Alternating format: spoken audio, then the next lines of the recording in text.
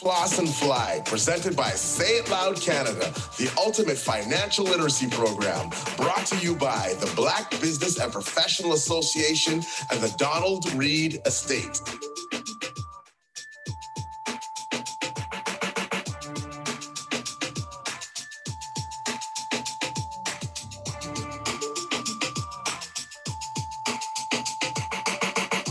Here are your hosts from Flip, Floss, and Fly, Andre Smith, financial literacy expert and poet, Farley Flex, social activist and entertainment trailblazer, and Roderick Brereton, social entrepreneur and conflict management specialist.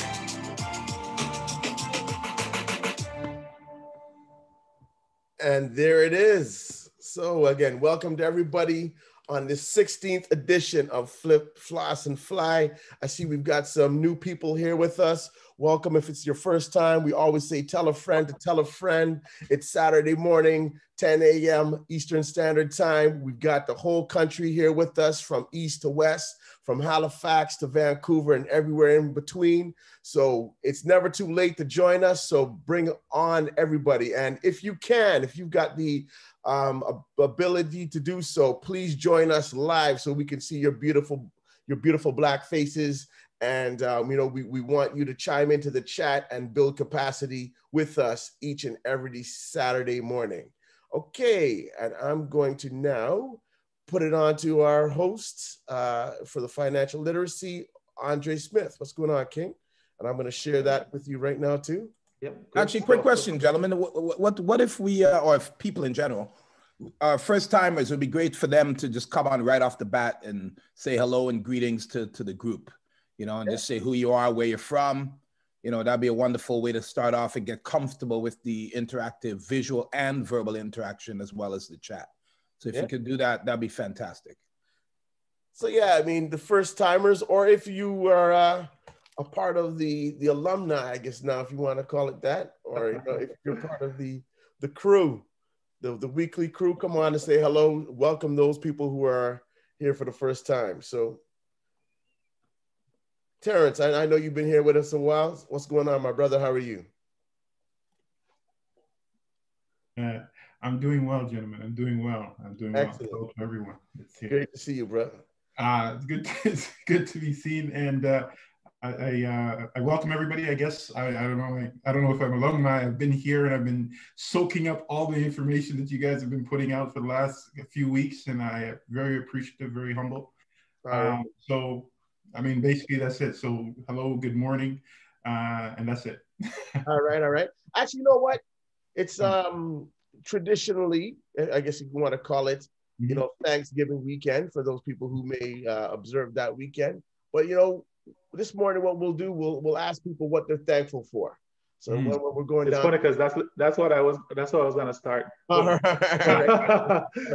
So Jamar, good morning. How you doing, King? What you thankful for this day, this wonderful day? Let people just chime in. Yeah. Oh, wow. As much as I give thanks every day, I'm always thankful for just actually, as basic as it is, waking up, starting a brand new day. That's pretty much it. Everything else is just gratitude and appreciation as I go forth for the rest of it, throughout the day. So, okay. Real talk. Anybody else want to chime in? Mona, what are you thankful for, my sister? Good morning, everyone. I'm thankful for so many blessings. I am really, really thankful that we've had this reflection time. I'm thankful for this opportunity to learn about all these different businesses. And I am thankful that I can ask Andre a question about other forms of business like affiliate marketing. Thank you so very much. Okay. Brother Christopher Lawrence, I see you're with us. What's going on, Chris? How you doing? What you thankful for today? I'm always thankful for life. Thank you. Thankful for life, and even the air that I breathe. 100%. Okay, Camille, Sister Camille, how are you? Good morning. I'm well. I'm thankful for waking up as well, and just being healthy and staying alive during this COVID time. Okay. and everything. I'm blessed to see everyone's beautiful and handsome faces. All right, amazing. Yes. And Sister Inolua? Yeah, almost there. Okay, You can just call me Ini, but the full name is Inyoluwa. It's like a Nigerian Inyoluwa. name. Yes. Okay, I almost got it. That's a beautiful name. Thank you. All right. I am thankful for life. Despite everything COVID, I'm still alive, breathing fine, so I'm happy about that. I'm thankful for family. I'm currently in school. They're in another province entirely, but I'm thankful I hear their beautiful voices every day. All right. And I'm also thankful for opportunities like what the BBPA gives to us. I'm just happy and thankful for that. Excellent. Thank you, Excellent. guys. Nice. All right. And which province are you studying in? I'm currently in Ontario, Toronto, Okay. but family is in New Brunswick. All right. All right. All right. Excellent. Welcome. And we'll do St. one John? more. Sister Marion. Sister Marion, how you doing? Morning. I'm doing well. What are you thankful for, my sis? I'm definitely thankful to be healthy. We're in a global pandemic, so just being healthy and with family is great. And I'm thankful to be here. It's actually my first time. Okay, So welcome. be a part of the meeting this morning. I'm looking forward to it. All right. Well, we're thankful that you're here. Every one of you that is here, we're thankful for you. And again, tell a friend to tell a friend, text them, let them know to join us right now to take in this financial literacy program that speaks the language of the community. On to you, my brother, Andre Smith. All right, good stuff. And I mean, if anyone else during the presentation wants to come on and say what they're thankful for, we appreciate that. Personally, I am thankful for health, for family, and for the BBPA, for Roderick, for Farley. These are individuals who reached out to me, and I like that. I like the spirit of community, giving each of us the opportunity to grow and to excel. I'm most thankful for this platform to be able to have a conversation with members of the community, right? It's a dialogue, and I learn so much from everyone every week. And I'll tell you this, that I've developed confidence just by working with each of you every week. So I'm very thankful for that. And I see someone had their hand up. I missed the name. I think it was Nastasia or something. Andre. Yes, Michael. Yesterday, the BBPA had their national scholarship program where we provided 108 kids with almost $300,000 worth of scholarships. Wow. And I cried a little yesterday because at the end of that program, the valedictorian, a young lady by the name of Noble, made a presentation on behalf of those kids. And I'm telling you, our future is bright. So I'm thankful for the next generation that is going to make a difference.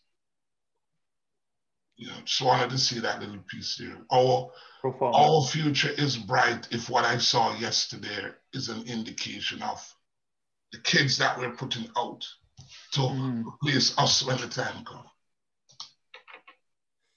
Thanks for sharing, Michael. Indeed, that's amazing. So you need to continue. Oh, I think it's Nika. Nika had her hand up. Oh, yeah. I just want to yeah. Okay, go ahead. Okay.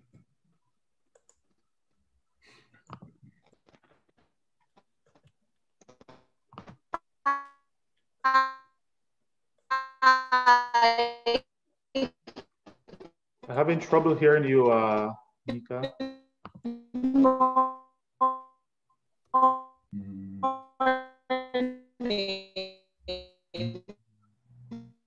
Yeah, we're having a little bit of difficulty hearing you. But if you want, we could try a couple. My name is Mecca, and I was one of the recipients of the award to it. Yes. Can you hear me now? No? Yeah, we can hear you now.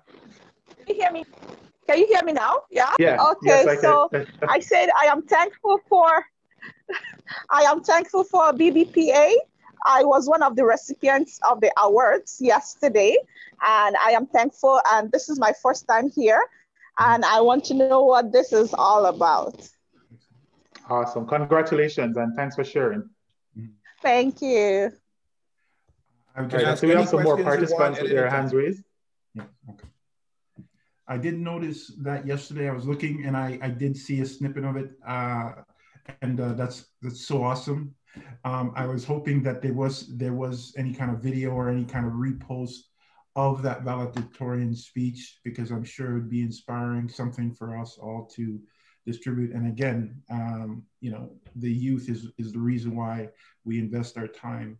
And that would be amazing if we could see that, because I didn't see it, but I was looking, and was so blessed to be even hearing about so many scholarships for Black youth and things like that, that we're getting involved in, a positive thing. So if we can find a link or any video stream on that, that'll be awesome for me. Yeah. And it's definitely shared. It was shared on the BBPA's Facebook Live. So I will get that information, and people could go and see it.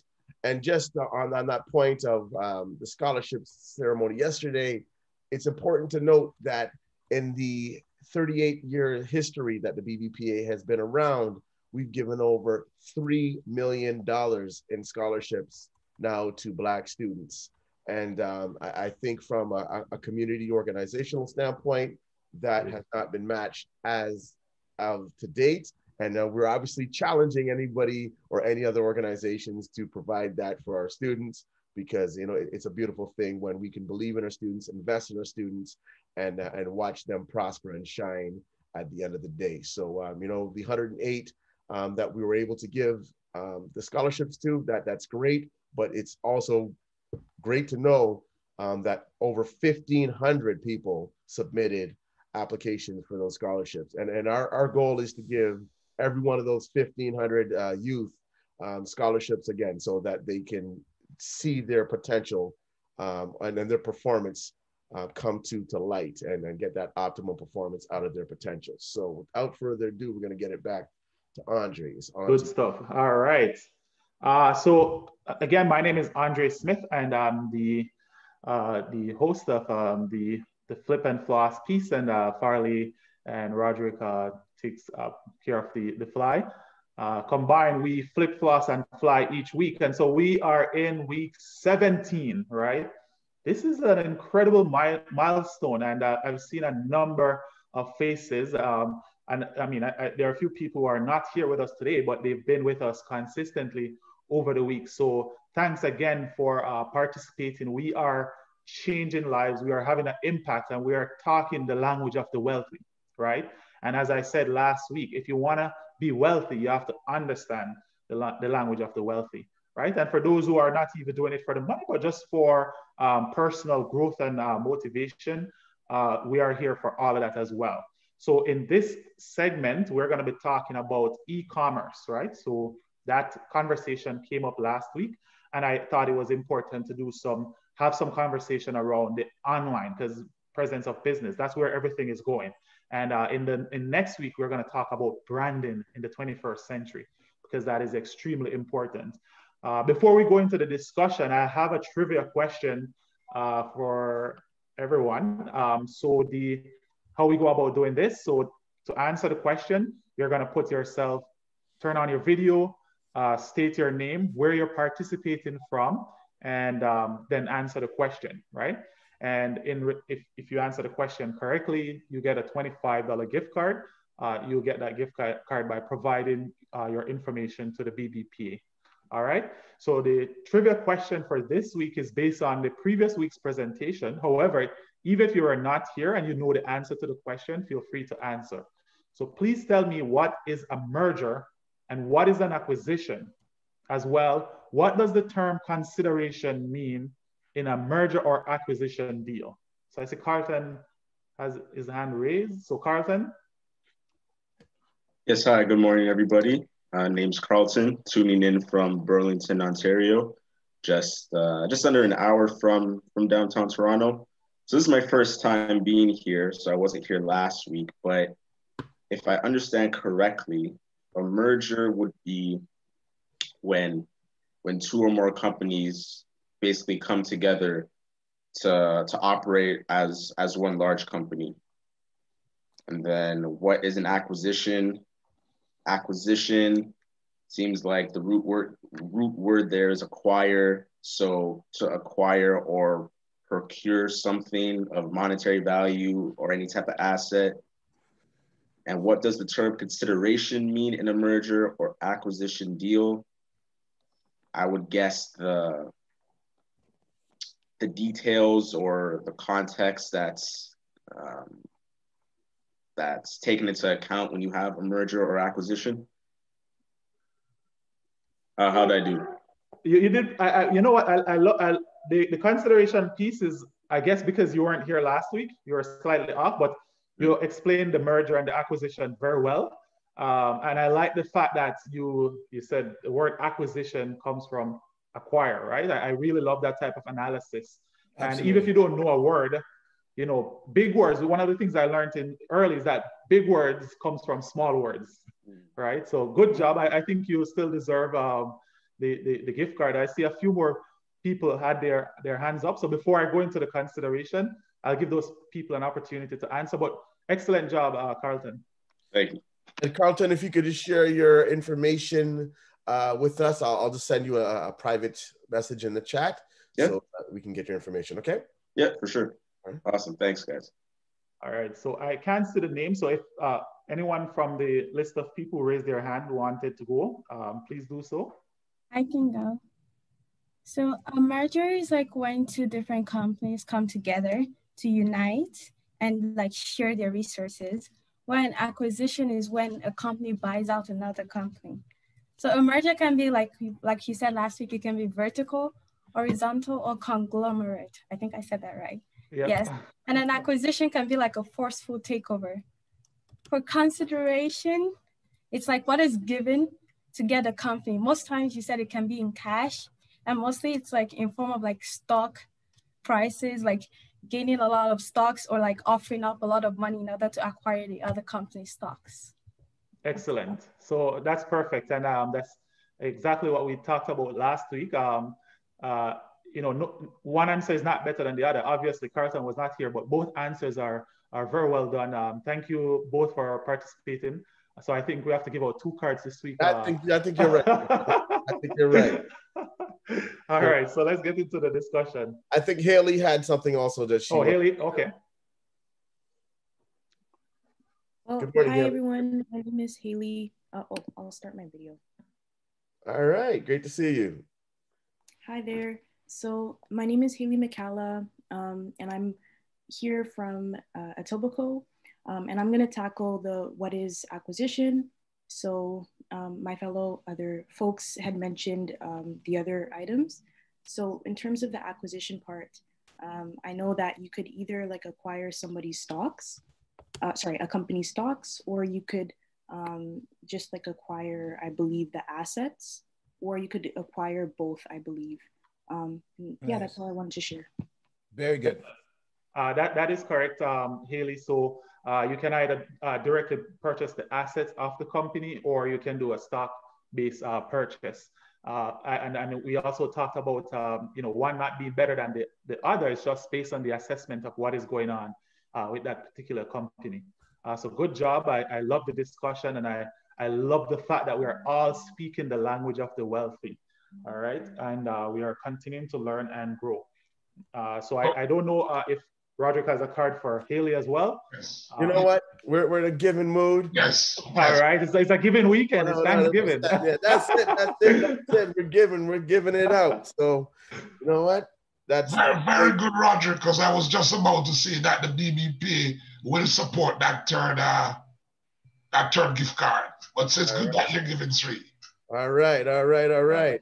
So please, everybody who's been a recipient or who's received a gift card this morning, if you could just share privately with me in the chat your contact information, and we will get that out to you. All right. Amazing. All right. So what I try to do, because you know, one of the things that it's not only about financial literacy in the sessions, but it's about confidence, right? And it's about being able to speak up and speak out. And so that is part of the reason why I've included this section called Flashback Saturdays, because I want us to have a conversation. It's easier to have a conversation with people we are comfortable with. And by now, I would assume that we're all comfortable or have some level of comfort with each other, being that it's week 17, right? And this is a perfect opportunity in a non-judgmental zone to speak up and to learn the art of public speaking. So what I try to do is to get individuals to share a personal experience that they've of how they've implemented any concept. It doesn't matter. It doesn't have to be fancy or the most important thing that we talked about, but anything you've learned from Flip, Floss, and Fly, and how you've implemented it in your routine. Anything. So last week we even talked about assessing situations. So perhaps over the last week you've made a conscious decision to assess something and to make a decision.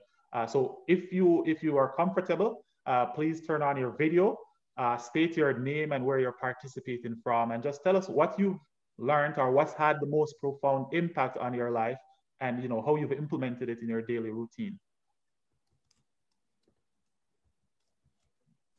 Hi.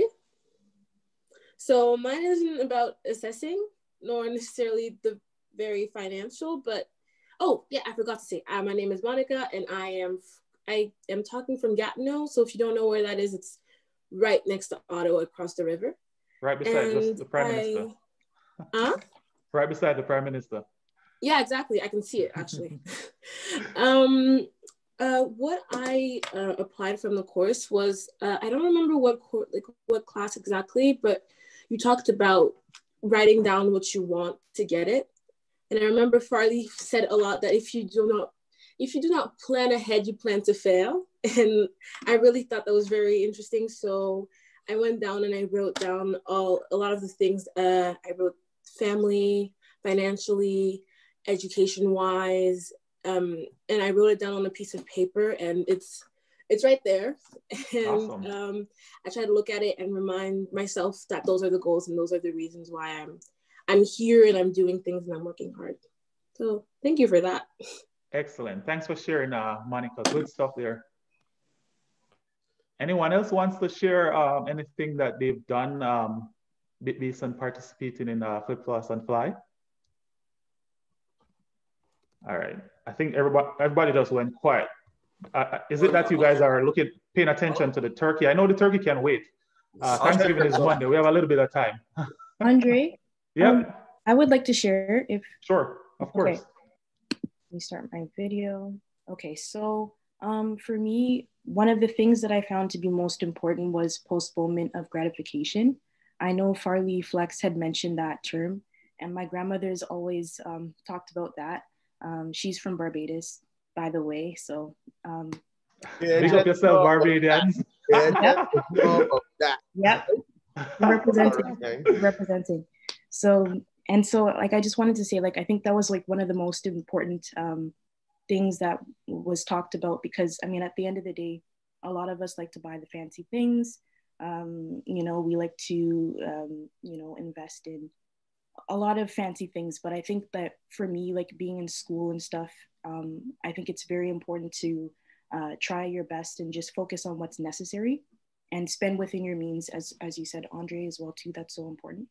And then another thing that I learned as well too is about budgeting. So I've actually taken the time to write a budget of, what I think I'm going to be spending on. So everything from, food to room and board, things like that.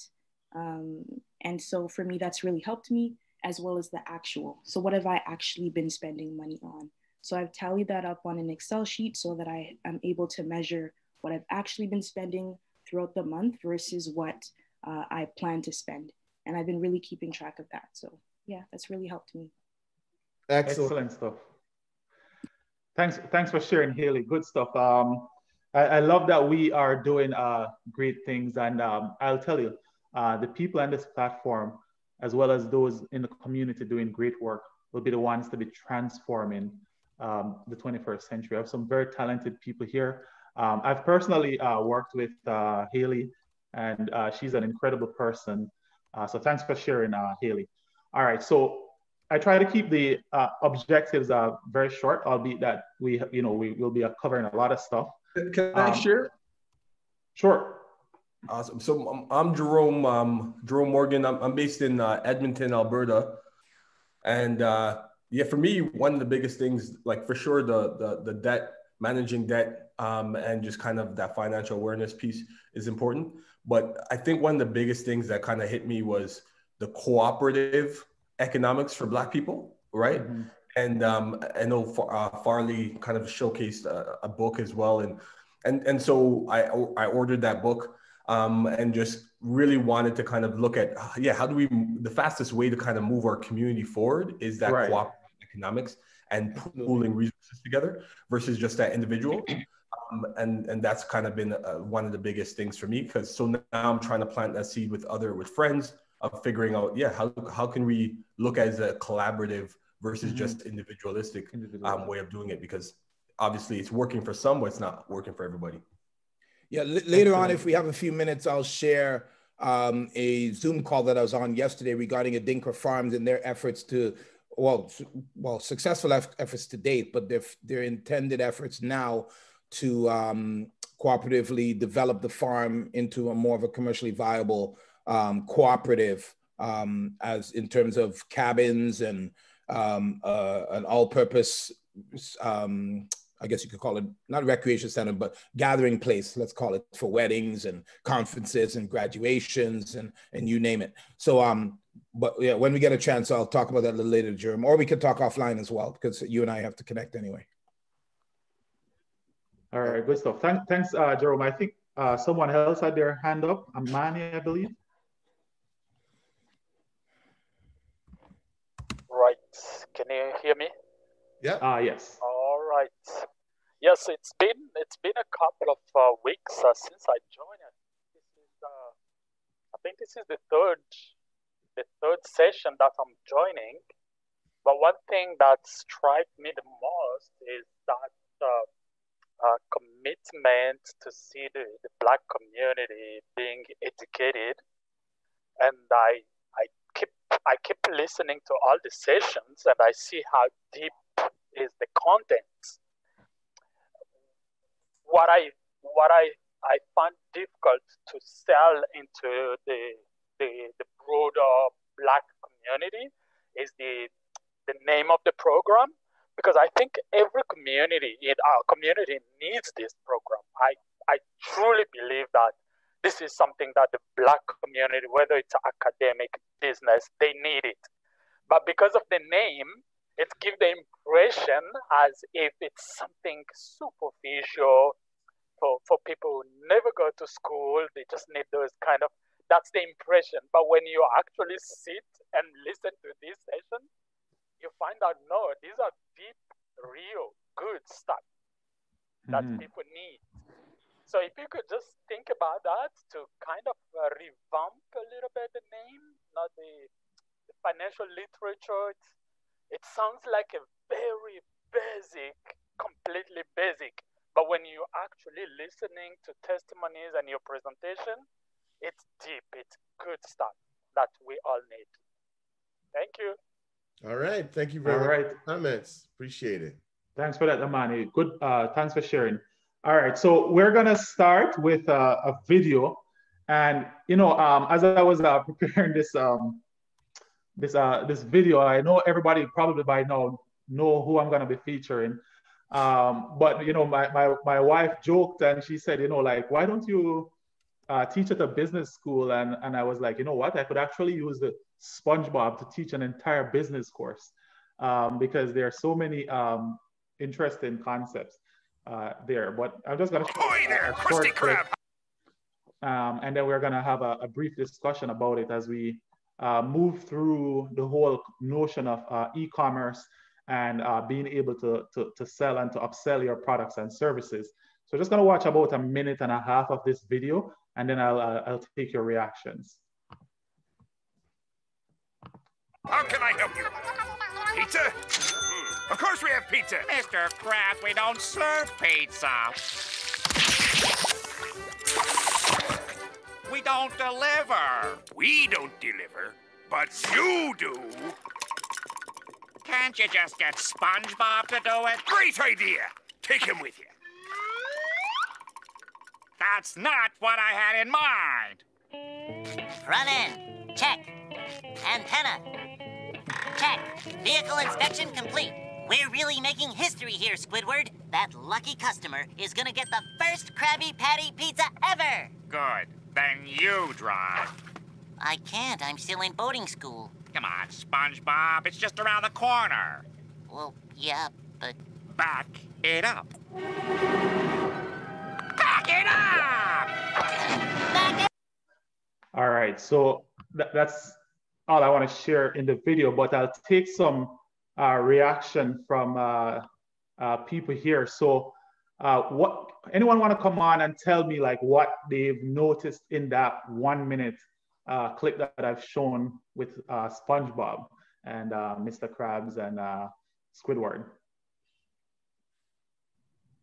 I have like a very short observation. So one thing is they came up with a new product. Yes, they overcome something great, but it just didn't have a way to deliver it to the people or to the people requesting for it. So that's like one obstacle Mr. Krabs has to like get over in order to improve his business. That's Good all. observation, thanks. Anything else? I also observed the use of manpower. I mean, one, you know, as entrepreneurs, you create new products off the fly. That's one of the things I took from you, and I've learned to sell the dough as well as the pizza, right? and the sauce and my contact for the boxes. So those are one things, but also the fact that they're using two employees to deliver the one pizza, but yet I'm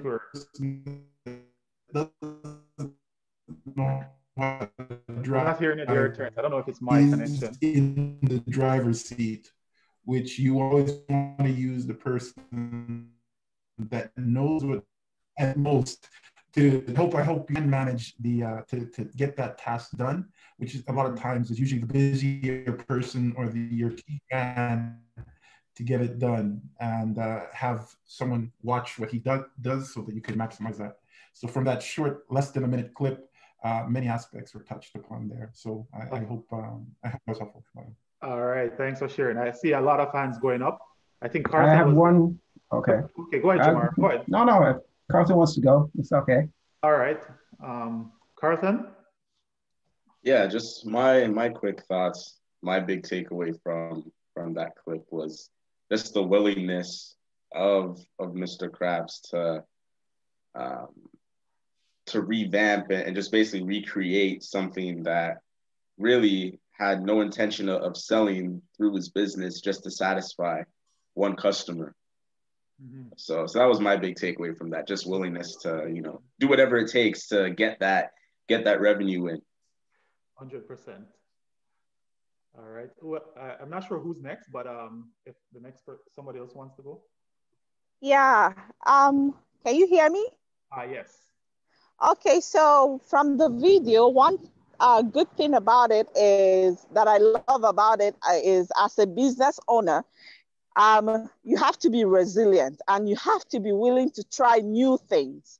And you have to be, even if it's just one customer, and you are able to put your product out there, there is a possibility that you will be able to do very well, even though that you're doing it for one customer. It has to take just one testimony from a customer for you to be able to sell those products to every other person. So what I see in that video is I kind of see like resiliency from Mr. Krab, being able to put something out there, put your idea out there real quick, and you're confident in yourself that you're gonna be able to sell this and make this.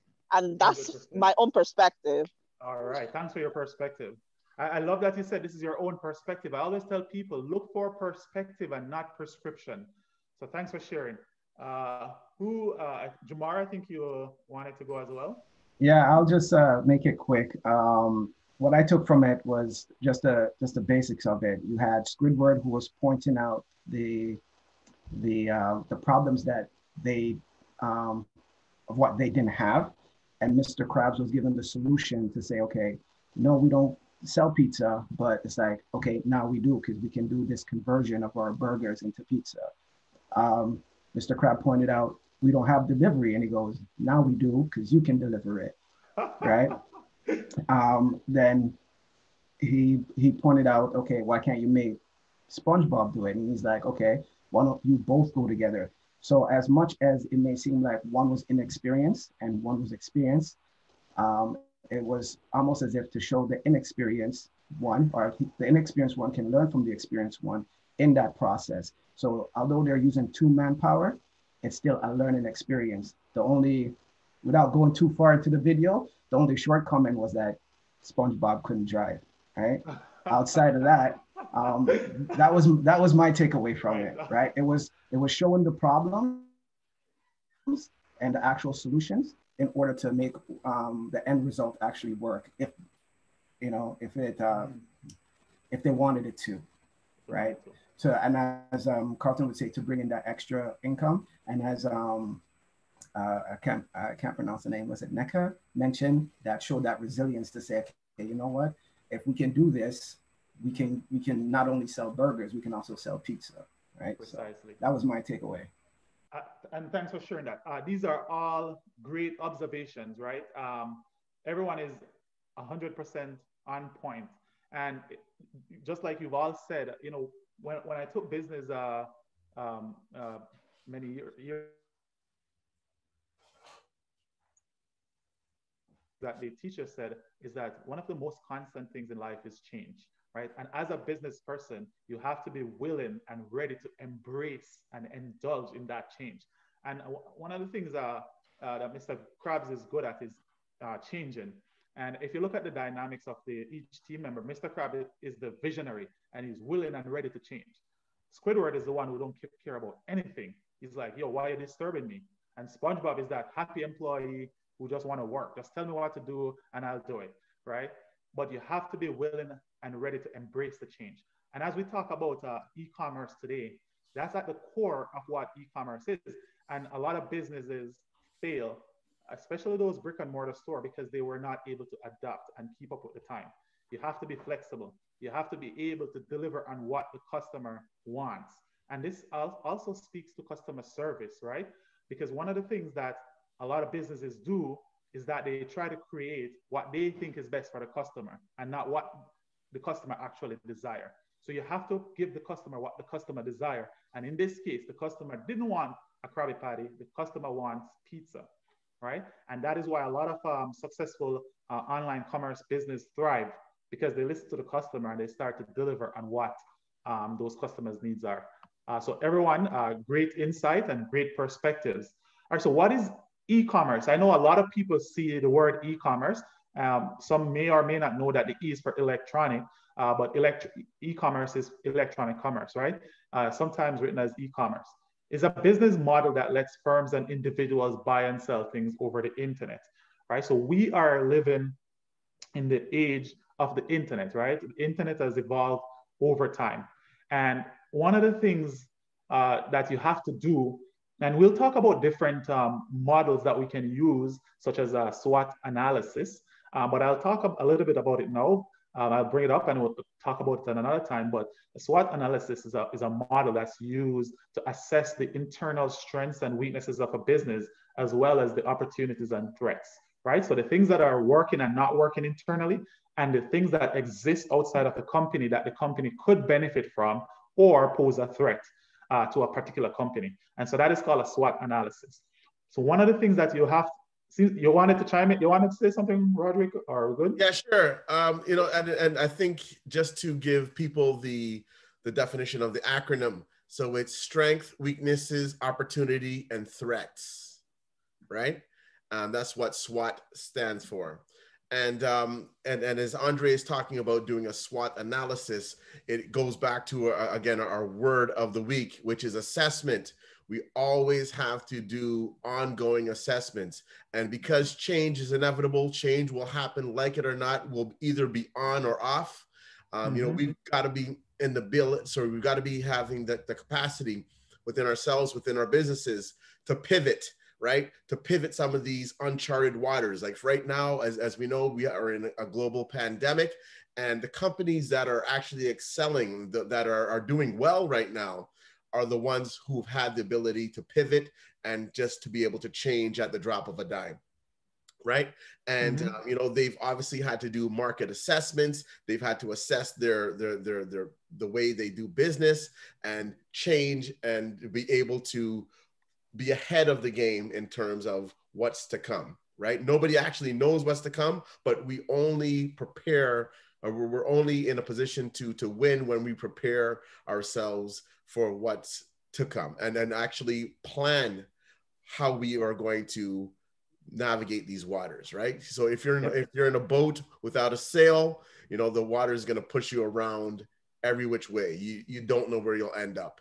And when you do have that sail, you can navigate those waters, and as stormy as it may be, you can still steer your way through. So again, it goes back to our little adage: if you fail to plan, you plan to fail. Okay. Yeah, a sail with a rudder. 100%. The other thing too, folks, is that if you look, what Roderick said is absolutely true about the businesses that have pivoted, but there are also businesses that have a certain essentiality, meaning how essential are they perceived to be by the consumer. So if you look at anything that's communication related in terms of electronic or digital communication, those stocks are all thriving because, I mean, prior to COVID, I could say people in my circle anyway, nobody ever heard of Zoom. Right? Like it was just, you know, if you're in business, you might have heard of it, but now people are using it on all sorts of levels. My 9-year-old mom is now on an iPad, things like that. And that came about strictly because my daughter's birthday is on April 5th. Obviously this one just passed. And I wanted my mom to, we encouraged my mom to say, you want to see your daughter on her birthday. And that's what really got it across the line into digital capacity, so to speak. And digital literacy. And now, you know, she lives with me now, and if I go downstairs now, she's probably on the iPad, just doing her thing, listening to Trinidadian news or something. So let's to think about the essentiality, especially those of you who are starting a business. Think about how essential of a need your business can be interpreted as. And if you have an existing business, try to add essentials from your consumer's perspective, as Andre said. The value to your customer is what they need, not what you want to provide. 100%. Thanks, gentlemen. So if you actually look at a lot of, and on that note, if you look at a lot of highly successful companies, they actually start out by identifying a problem, right? If you look at Facebook, they wanted to connect people around the globe. Amazon wanted to get multiple, like books. You know, Jeff was selling books, and he wanted to be able to get books out to people, right? So quickly. So a lot of businesses, they start with a problem first, right? And so, but what I've seen is that businesses who struggle is that somebody does get up and you say, you know what, I'm just going to open a business. I'm just going to start a business. But why? That why is extremely important, right? So you have to identify the problem and the niche or the people that you're trying to reach, right? And so back to the whole concept of e-commerce. So looking on the opportunities and the threat side of the SWOT analysis. Now, what opportunities, and I'm going to open the discussion up to you, ladies and gentlemen, because I want your perspective, because we're here to grow and to learn. I know, right, that there are a lot of challenges, and we always have to prepare for the challenges that arise when economic circumstances change. But what opportunities do you feel came about because of COVID-19? Let's do an assessment of some of the opportunities. And so it is in line with the word of the week, which is assess. So let's assess some of those opportunities that came about because of COVID-19. So who want to come on and talk about some of those opportunities?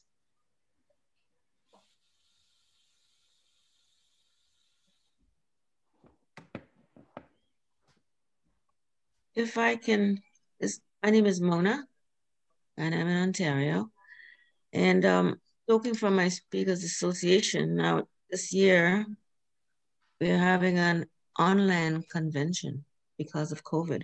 So the annual convention normally occurs in any province, depending on which chapter is hosting. Yeah, we're having an online business convention, and they have suggested, or they're planning to also include opportunities for breakout sessions. And this has never happened before. It really makes a difference on how we will view the business of speaking in the future. Thanks for asking. Yeah. Thanks for sharing.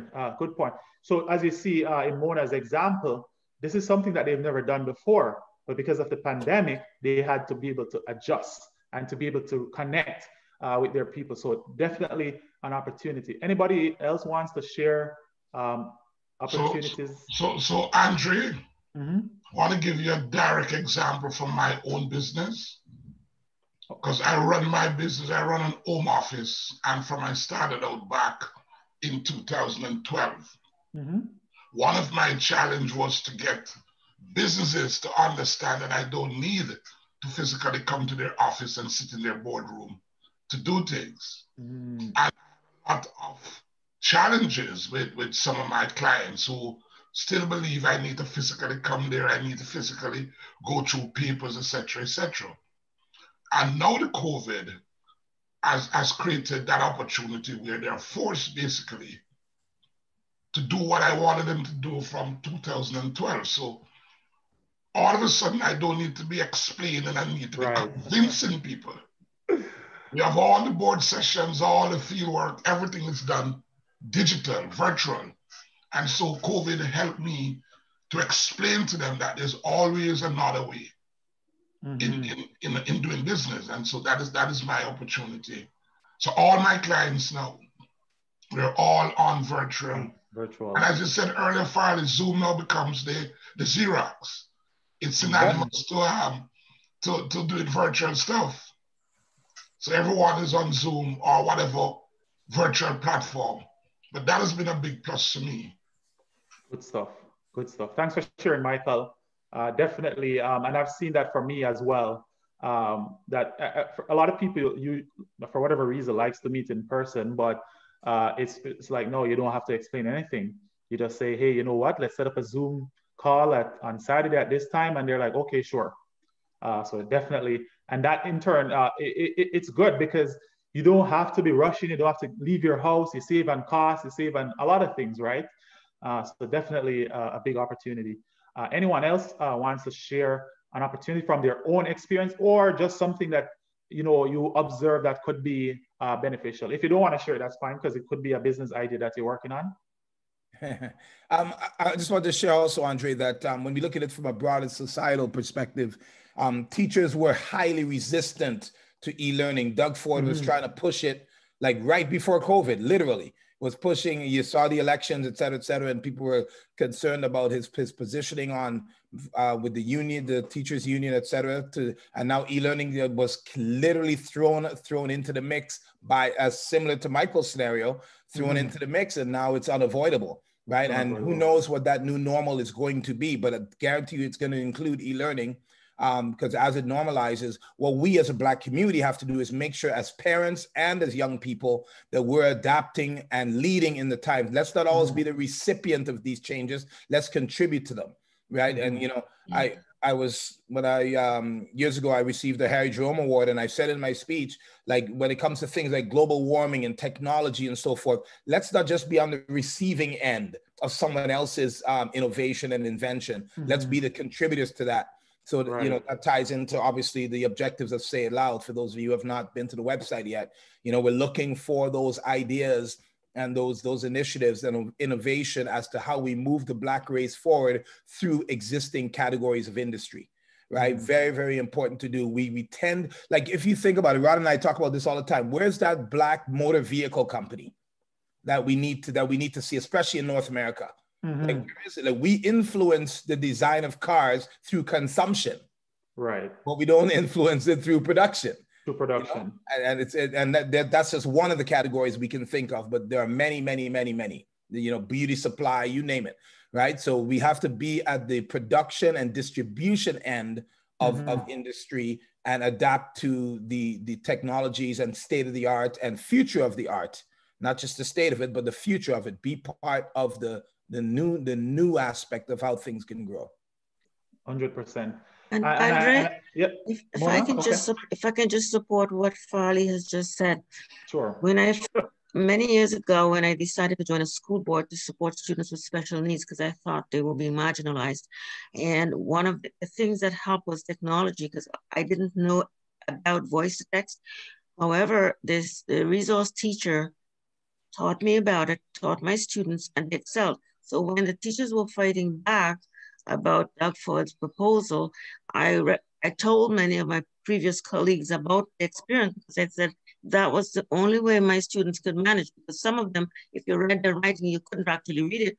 There were a lot of reversals. They had challenges writing, but they could speak into something, and it made a difference. And recently I spoke with one of my former mentees, and she's now a vice principal, and she said that with the technology implementation, they've noticed with the students with special needs, they have done exceptionally well. Some of them are creating websites, something which they hadn't done before. So it's building their self-esteem.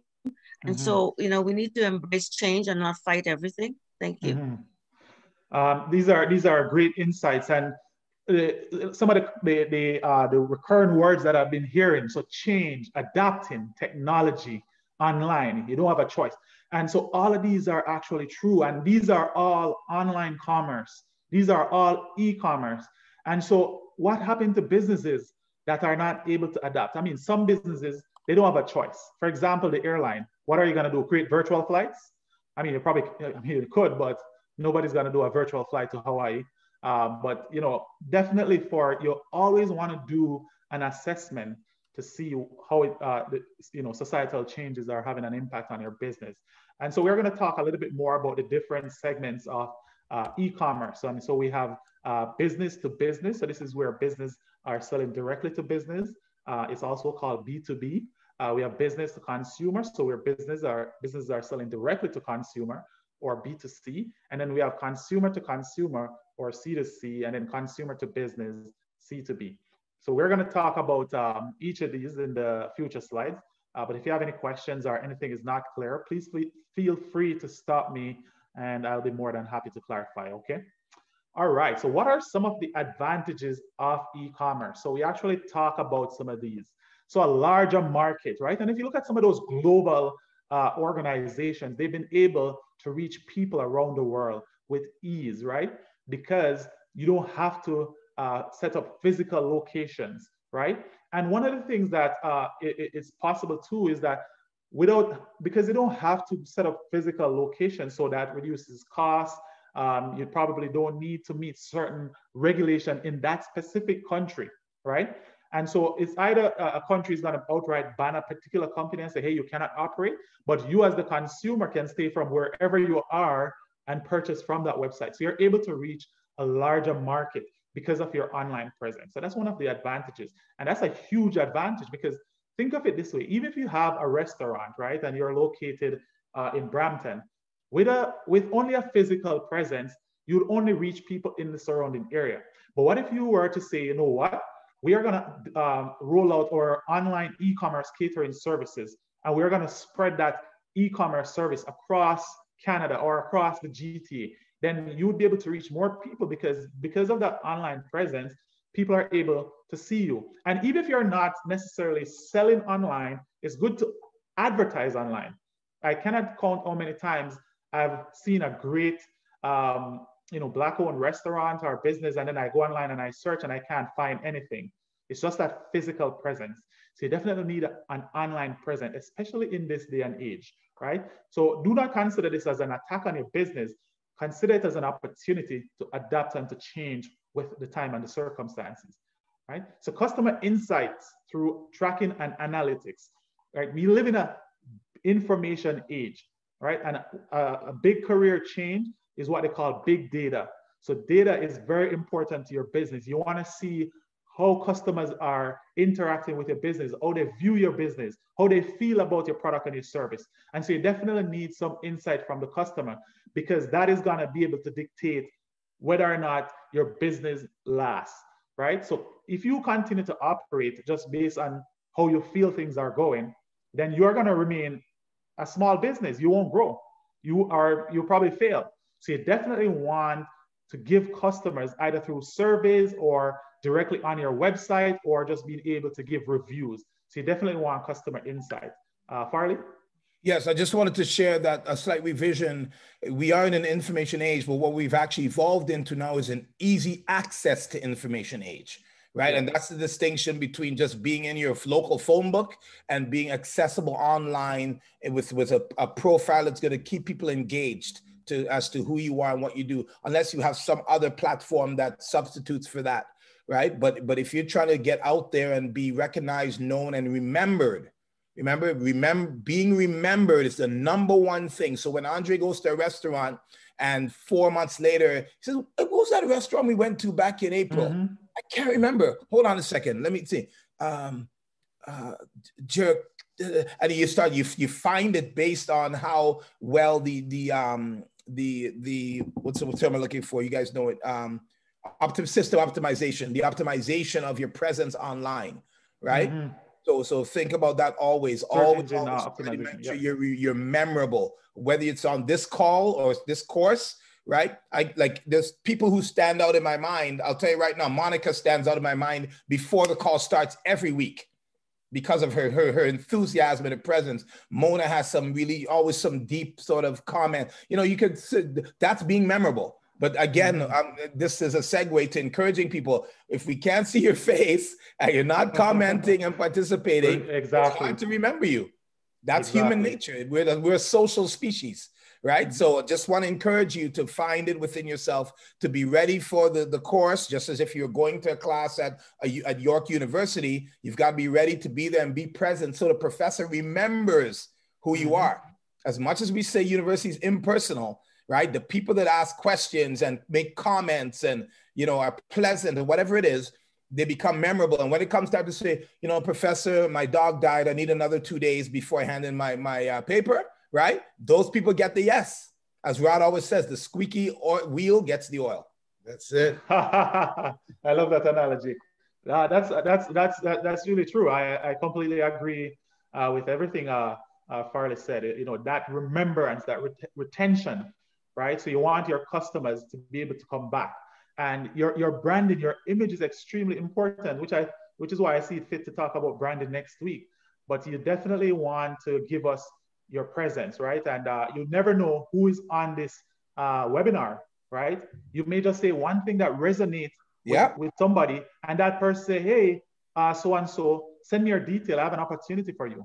So you definitely want to be that what is it called? Squeaky wheel or squeaky engine? Squeaky wheel. To get the oil, right? So wheel gets the oil. All right. So you definitely want to be that person. And if I could just add, having your presence is a part of e-commerce, right? It is a part of the sale, right? People do business with who they know, right? Yep. And even though we may not, be able to see somebody or meet them in person, this is the future. And, hopefully, pandemic will pass sooner than later, and we won't necessarily have to be, just stuck in our homes and isolating. However, the technology is not going to go anywhere. It's only going to increase. So, we've definitely, as Farley and Andre have stated, we've got to be on the side of innovation and, just not waiting for it to come our way and, getting the second tier of it. We've got to be there and just implementing it, incorporating it within every aspect of what we do. And, obviously, there's no limits in terms of what we can accomplish and achieve. All right. Thanks, everyone. So, and that brings me to my next advantage here of in terms of e-commerce. So fast response to consumer trends and market demand.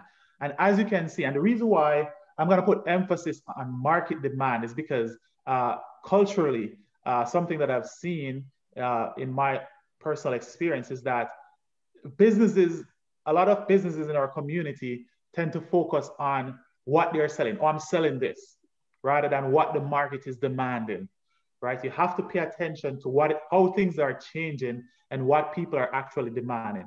If somebody says something is good, you need to listen. If somebody says something is bad, you need to listen. If they say it can be improved, you need to listen, right? You need to pay attention to the trend and what's going on in the market, right? And so, again, having that online presence and also being online. So your business needs to be present online, and you need to be present online as a business owner, because that is the only way you'll be able to see what other businesses are doing, right? And see if you can either do it the same or do it better, right? In the business world, I mean, some people might call it copying, right? When you do it, but in the business world, they call it benchmarking, right? So you look at what your competitors are doing and you do it better, right? And they call that benchmarking. So we are speaking the language of business, right? The language of the wealthy. And so those are some of the major advantages. Other advantages of e-commerce. So like I mentioned earlier, you know, lower costs. Like if you wanted, think of it this way, you wanted to do a beauty store, right? You got up and you say, you know what? I want to do a beauty store. But back in the days, you were probably limited because you needed to rent a physical location and you need to buy the supplies. You need to do all those physical things to get the business up and running. But now, because of internet and e-commerce, you can actually build an online business, right? So that beauty supply business could be, for example, Andre Smith Beauty Supply, and I run that business online, right? And one thing I want to highlight, so if I just saw the 16-year-old in Brooklyn, her name is Paris.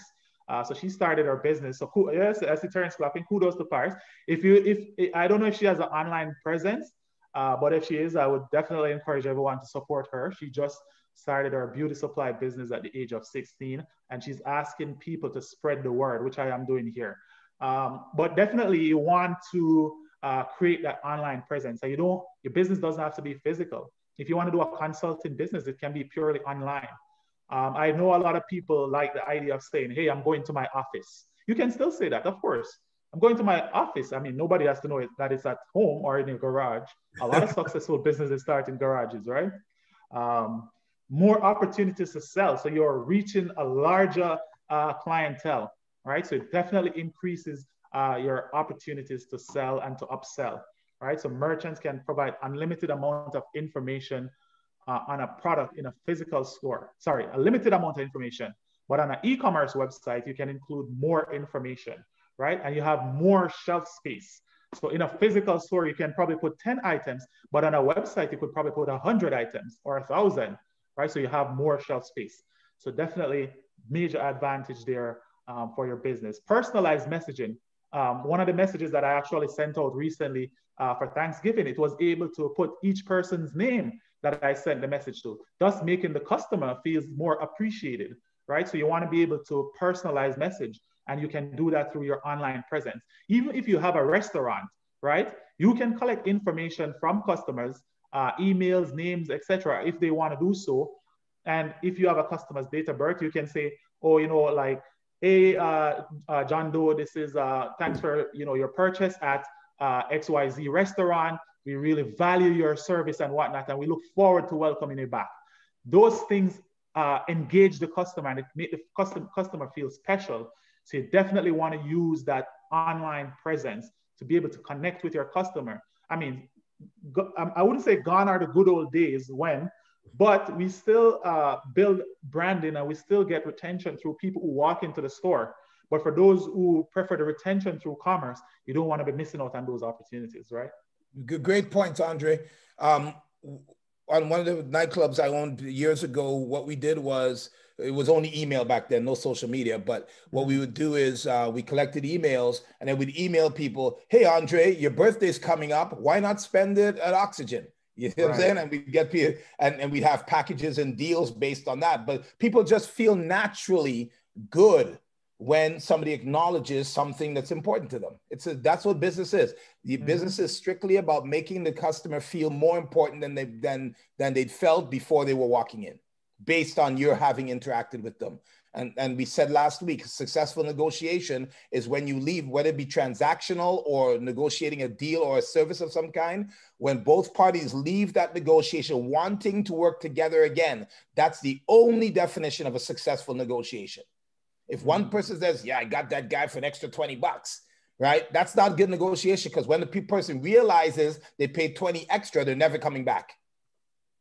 Straight up, right? And 100%. Vice versa.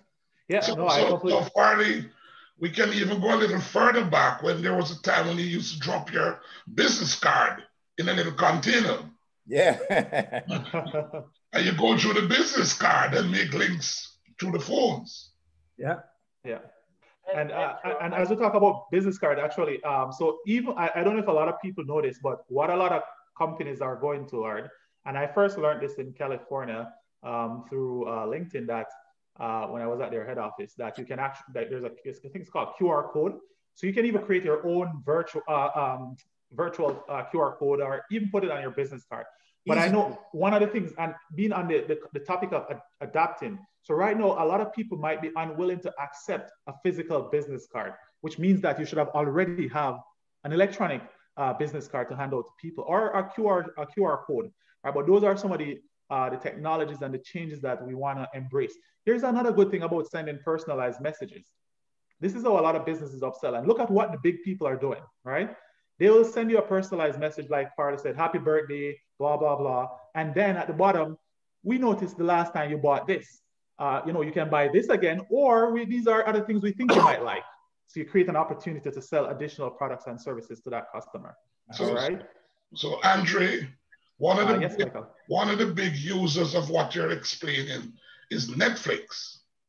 Yes. They watch movies you watch, and then they recommend movies you need to watch. Exactly. Amazon started out with books.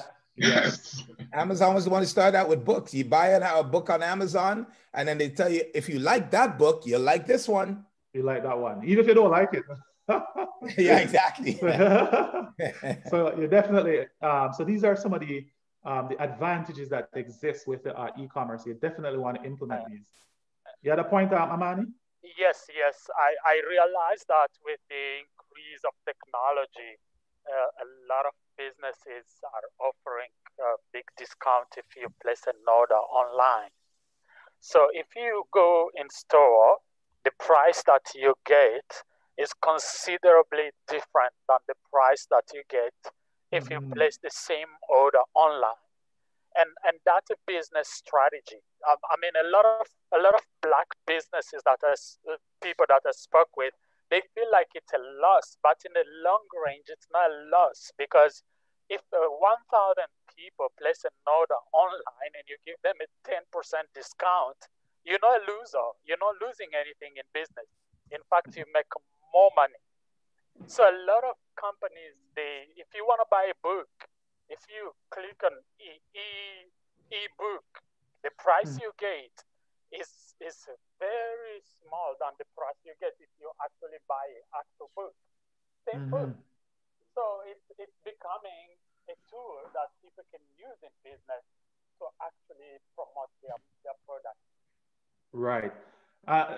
That's Roderick, you wanted to chime in, it seems? Yeah. I was just going to say, in regards to just the e-commerce, for a lot of entrepreneurs or people starting businesses, there is something that you will have to go through, and it's called a market viability study, right? And in a lot of cases, if you're looking for a loan or you're looking for funding, whoever is going to be funding you wants to see the viability of your business, and they're looking at it from an e-commerce lens in a lot of cases, because, not just because of the pandemic, but obviously in the sense of easy access and global access to what you were able to garner with different customers. And, it's definitely something that you want to look at for all my entrepreneurs out there, is doing that market viability study. So in terms of seeing how your business can survive and just the demand for it is all within that viability study that you'll have to do. And it also, again, goes back to our point of just doing that assessment. Assessment has to be an ongoing process that business people and individuals do on an ongoing basis, so that, we're never lagging behind, right? And once we once we do these assessments, we will gain awareness, and we'll get into awareness next week. Yeah, good stuff. I completely agree there. And just to touch back on Amani's point, so I completely agree. And if you are a business and you think that by giving discount online, you're losing profit, it means that your pricing is off, right? Which means that you need to go back and evaluate your pricing. but it is an effective strategy. And what you'll find too that businesses do, and we all can attest to this, is that a business might say, you bought this and we are giving you a coupon to make a future purchase after a certain period of time. So that part is important. So when you're in business, you want to think about acquisition of customers, right? So we're talking about acquisition from a different lens. So you want to think about how you can acquire that customer, how you can get that customer to move from looking at your product or service to actually paying for it. Well, here's the big thing. How are you going to retain that customer? Retention is very important. And this is where ongoing customer service and rapport with the customer becomes crucial. All right. All right. Some of the challenges or disadvantages of e-commerce. So lack of personal touch. And we can speak to that because it's online presence. You don't really get to see who is really behind the products and service. But I mean, that really depends on the type of business that you're in, because if you're in more of a product business or fulfillment where you're just shipping to people, then this will definitely be a challenge. But if you're in services like Michael, who is now meeting with clients online, then there might still be that personal touch because you're still meeting and you can see that person and have that rapport with the person. So this really depends on the nature of the business that you're doing. Lack of tactile experience. So no matter how well a video is made, consumers still can't touch and feel the product. That's true. So, you know, and looking at some of these, I don't think there are major challenges in the age that we're in. So you have to look at what is going on. Like most people are online. So most people don't really care too much about this. Personally, I do in some regards, because I always tell people the only thing I'll buy online is probably a cologne that I've already used. Like I won't go and buy a pair of jeans because I want to try it on. I want to see what it looks like. So there are certain things that I won't purchase online because I cannot touch or feel. You know, Andre, there's technology in the works right now. There's what we call articulated reality, which is very, very close. So there are technologies in the work that will bring you closer to that textile disadvantage you have right now, where you can actually, you know, almost virtually touch. You can drill down into 3-dimensional stuff and really do get to feel as if you're touching the stuff. So yeah, there are existing companies. Yeah, you're right, Michael. I'm not sure it's articulated or augmented reality, but it's either one. And you're absolutely right. And the other thing too, Andre, is once you have a brand, let's say you buy a guy like you, you know, you look like a True Religion kind of guy. So when you buy when you buy those $200 True Religion jeans, right, and you get one pair, what happens is that if you buy that in the store, you can order the exact same sizing online. That's why a lot of people are able to, the first time they buy it, they might buy it in person size and obviously, you know, every measurement, all that stuff down pat. You can now order it online and you have it at your house the next day or the day after, right? And there is definite technology now. That you actually scan yourself with your phone. Yes. Yep. And I was going to speak to that, Michael. So one particular company that does that, and because I went to this tech talk last year and I learned about this company, Stitch Fix. I think there are a few others, but Stitch Fix does that, where you literally stand up in front of the camera, it takes your picture and it creates your, you know, it customized to your size and fit and everything. It's almost like you're there physically with the tailor. But here's one of the things, I like to, as I said earlier, I look for perspective and not prescription. And so what some businesses do and some business models, how they're formed, because remember, when you go in business, you're there to solve a problem. So a lot of people, when they're actually looking for business to start, they go to this side of the page. Oh, what are the advantages? Remember, you're going in business to solve a problem. Some businesses start here. And so when a business look at lack of textile experience, that becomes their competitive advantage because they now figure out a way to solve that problem that potentially a lot of businesses are experiencing. So as you are doing your assessment of the type of business that you want to create, you can also start with the disadvantages, because those disadvantages, they've been challenges for many businesses. So how can you now solve that problem, right? Remember, it's always about solving a particular problem, right? And so that's what a lot of businesses do, and that's why they grow and thrive, all right? Price and product comparison, they have that here. as a disadvantage because, and we all do this. I don't know, for insurance, you know, you have like this website that you go to and it lists all the insurance. You can see the cheapest one that's available. You also do the same for when you're booking airline. So it makes it more competitive. It's a more competitive environment because you can easily go and do price comparisons. So I have two hands. I think one is Farley and not sure who the other one is. I'll let the other one go first. Is it you, Mona? It's Carlton. Carlton. All right, Carlton, go ahead. Yeah, so just making a comment on that price and product comparison. 'Cause I think you make a very good point how, you know, you go into business to solve a problem. And by looking at the disadvantages, you can find that problem to solve. So when I look at price and product comparison, I think it's called Trivago.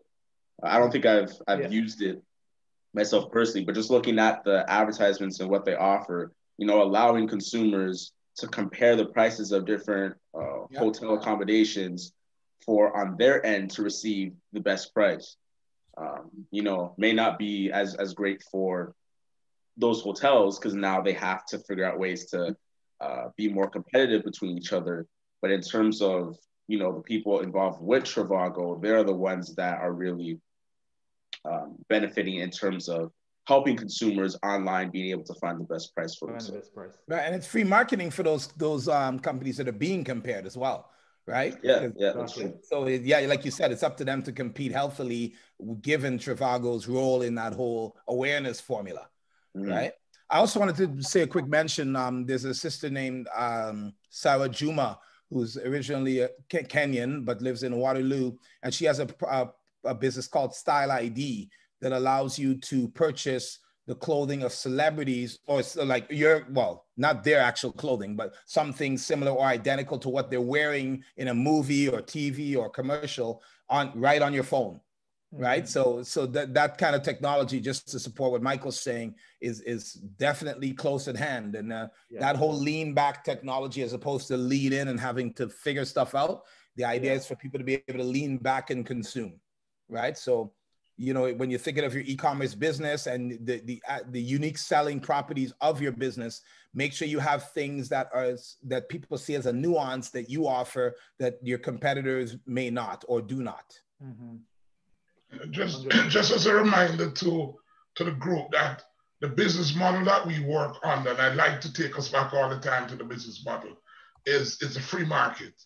And one of the cornerstones to the free market is competition and lot of players. So what Trivago is doing is actually based on that theory. It's going to improve resource allocation. So they're showing you where the best prices are, and all the markets will supposedly come to that best common ground where you shouldn't really have these price differentials. And that would be the best way to allocate the resources. So that is definitely what it's designed to do. Help the consumer make a price decision, and also assist the hotels in doing a better job in bringing down their prices. Yeah, and this would, the Trivago, it's definitely taking the business to the consumer, right? A pricing model, business model. So these are all, you know, good observations. And one of the things I want to highlight, because I know people on here are not tech savvy. I am not tech savvy. I'm not design savvy. And so that doesn't mean that you can't create an excellent tech company. And at the same tech talk that I went to, I actually met a Jamaican woman there. It was all Black people, and I was excited. It was the best experience of my life to see so many incredible Black tech people in the same room. But she doesn't necessarily have a background in tech, but she had the vision, right? And she was able to create a tech company that's booming. I can't remember the name of the company right now.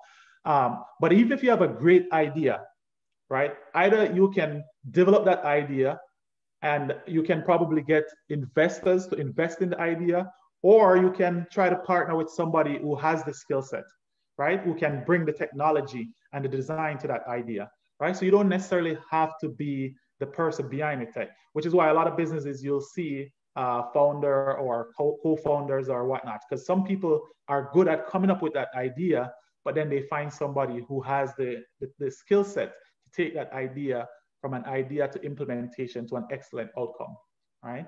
And by the way, that's one of my formulas that I live by, which is idea times execution equals outcome. Because you can have the best idea in the world, if your implementation or your execution is poor, then your outcome will be poor. If you could say that one more time, Andre, so let people write that one down. That's a big one. Sure. It's idea times execution or implementation equals outcome. So idea times implementation it's in the chat. All right, I'll just drop it And in if I could just add something on to what Farley was saying, and when you're looking at your business, you want to be looking for that unique value proposition. So what are you bringing to the market? What are you bringing to whatever you're going to be putting out there that is unique? And what is that value that the customer or the person on the receiving end will get that they can't get from anywhere else? So we definitely don't want to recreate the wheel in some senses, but in another, we want to bring something that we've embellished the wheel on. Sorry, exactly. The chat is not, I don't know why this chat is not opening on my end. Can somebody put it in the chat for me? For some reason, the chat is not coming up. I put it in already. All right, thanks. All right, and so some more disadvantages here. But like I said, don't get challenged when you see disadvantage or you see a long list of disadvantages. A lot of successful companies, they come about because of disadvantage, right? So need for internet access. This is pretty, well, it says it's obvious here, but definitely. So Andre, just a quick one. Sorry to be breaking all the time, but no, that's fine. All these so-called disadvantages. Right. The other side is opportunity. Whenever there is a challenge, the opposite is an opportunity. That's right. These are not disadvantages. These are a chance to make a difference. I love that millionaires over COVID. Sorry?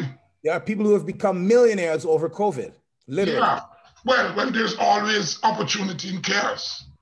True. And this is where I was saying earlier, we have to be on the production and distribution. I included distribution intentionally. I know several people who make masks, right? But most of them have no real distribution model, right? And so the company that makes the blue masks that many people wear, right? You see them in Canadian Tire, Walmart, this place, that place. They have distribution. This is why we need to establish a network, right? And a supply chain that make our products accessible. So don't ever think you can just pull it off on your own. I always talk about this commercial I hear on the radio. It says, I think it's Harvey Booker. He says, if you could do it alone, you would have done it already. Right? I know that one. It's a good one. But yeah, you're absolutely right, Farley. So Farley, what you just mentioned in Andrea's presentation, it would be a disadvantage because you have limited access to the market. Exactly. But the flip side is the opportunity. You can create that access to the market as an opportunity. That's exactly that's the plan. Yes. Yeah. There's really no disadvantage. I'm glad you brought up that point, Farley, because creating product is one. You have to answer the question: how am I going to get it to people? How will people find my product and service? And that supply chain piece is very important. All right. So just quickly get over the different concepts here. So B2B just mean business to business. So these are businesses that sell directly to other businesses, right? So if you are in the business of selling to other businesses, and I'll give you a few examples, but some businesses that engage in the production of raw material, for example. So let's say you have ABC Timberwood and they supply the wood to a furniture company to actually make the furniture. So that would be a business to business type of example. So B2B companies are supportive enterprises that offer the things other businesses need to operate and grow. They offer things like raw material, finished parts, services, or consultations. So Michael's business, definitely, it can have different variations, but certainly it's has business to business component because he has his business and he provides accounting and consultation services to other businesses, right? So that would be a service directly to other businesses. And I think it's so important for people to remember as well, from a customer service standpoint, that whether you're B2B, B2C, it doesn't matter. Your customer service, the quality of customer service you provide is what's going to help you sustain your business, right? 100%. Beyond the tangible sort of marketing and, and financial management and all that of the business. If your customer service is horrible, right? Don't expect to be around for too long. Right?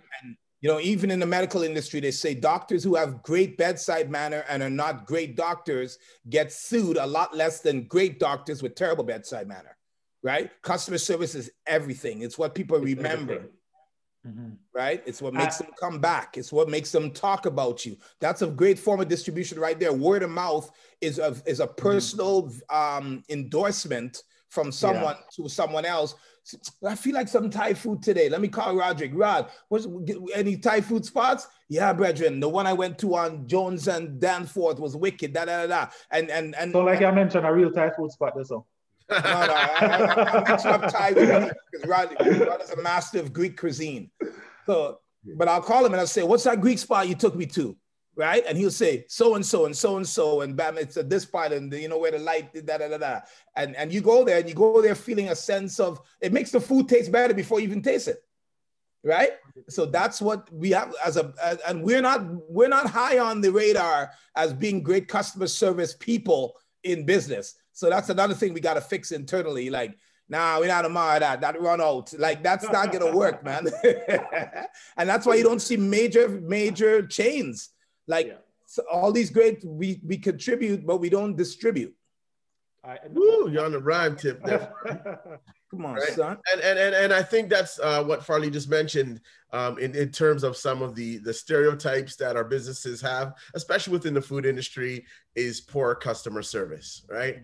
And I mean, and then probably people might have experienced it, but I think intentionally, we've got to make good on some of the things that we have to change to to survive, and real talk, it's not getting any easier, especially for businesses to adapt and to go forward in this climate right now. So we've got to be intentional, and where we lack, we've got to embellish and make sure that happens.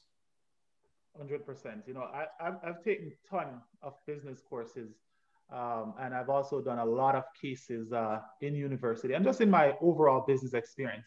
And when we actually do competitive advantage assessment, and by the way, competitive advantage is something that one company does that's better, that makes it better than the other company, right? And when we look at competitive advantage, customer service is one of the things that we always evaluate. And there is no one way of doing customer service. There are multiple ways, right? So the one that I identified earlier about sending emails to customer, that's one way of building relationship with your customer. But there are many ways. It just depends on the type of customers that you're trying to reach, right? So you have to know your niche and the type of products or services that you're offering. But customer service is extremely important. And I don't remember if it's Roderick or Farley said this, but that's part of the reason why we don't see a lot of chains. We do have one or two customers coming back, but it's not enough to help us to allow us to grow and to expand. And part of the thing that comes from customer service is not only the sales or the profit, but it's the ideas. It's the support to help your business grow. When a customer values you and values your product or service, they will come and tell you, hey, this is what you can do to grow, or this is an opportunity I think you can jump on. So you definitely want to pay keen attention to that customer service. So there's a saying back home, Andre, that when you do good customer service, you can sell ice to Eskimos. That's a good one, and it's actually funny as well. or sell sand to the beach. Yeah, well, in fact, there is a business back home that folks buy an empty can labeled Jamaica Sunshine. It's an empty can, but they buy it saying they're taking some of Jamaica Sunshine home. And it's packaged and it's marketed. A lot of folks just take it off the shelf. And it's an empty can, but they say it contains Jamaica Sunshine. Well, yeah, you're Jamaica, absolutely right. I mean, French, in a lot of the Caribbean islands, you know, you can buy the sand in a bottle and bring it home. and bring it home. And you're still paying $10 for that bottle. And believe me, I'm sure that they sell the mud from the Dead Sea in Israel, and they make billions on it. But that is tangible. Absolutely. That's true. But this one, the presumption is the sunshine is in the can. Yes. But the concept is that if you do good customer service, right? There was an article about 3 or 4 months ago in the Toronto Star where a black lady wrote, if you want me by black, treat me good. Yeah. Yep.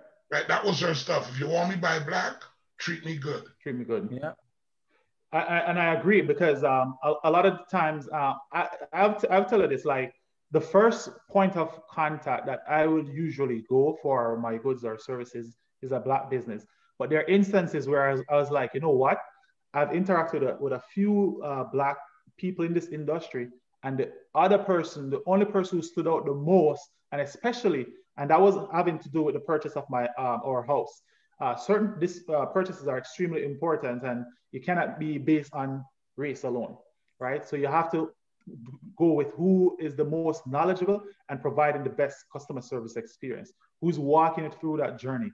And when I was buying my house, you know, everybody else, my broker, my lawyer, and everybody else was black, but the only person who helped me through that process in terms of the real estate agent was a white person, because I dealt with multiple black real estate agents, but this particular person provided exceptional customer service, right? So sometimes we have to make our decisions based on customer service and the level of knowledge.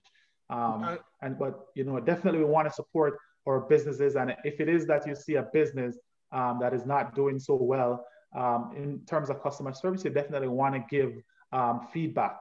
And what I want to say to any business owner on here is be receptive to the feedback. Do not see it as a personal attack, but see it as an opportunity for you to grow your business, all right? You just hit the nail on the head, Andre, because I think if you're not part of the solution, you're part of the problem, right? And I think that what we don't do enough is say to these businesses in a constructive way, right? You know what, I really enjoy your food, but the customer service is really deters me from coming here, right? And I, you know, I'm not gonna go spread the word and say, right, I went to this place and this fish is wicked. If they're telling me like, and you know, that kind of laissez-faire attitude, that's not cool, man. Not cool. Yeah, customer service is one of your biggest contributions to your bottom line. So Andre, I don't know if we're winding now, and I like to have something sort of different each week when I'm on the chat. So first of all, I just want to respond to your position. This is my personal take from a philosophical perspective.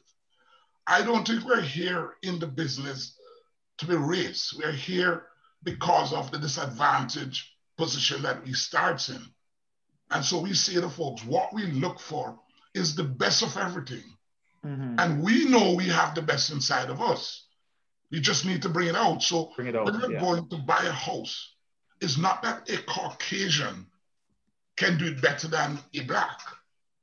It's just that we have been trained over the many years or the many centuries, and we get very lazy with what we do. But we should be able to pull a name from a hat, and whatever race pops out, we know it's the best we're getting for what we're doing. 100%. So I just would like to say that it's not a black thing. It's just that we are at a disadvantage now, and so we have to catch up.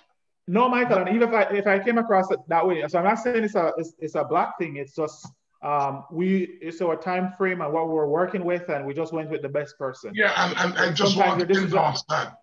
That's not what we're here for. But Michael, not to challenge you, but I think once you know better, you have to do better. No, and do challenge me because you know I like to challenge you. This is what I like to challenge you.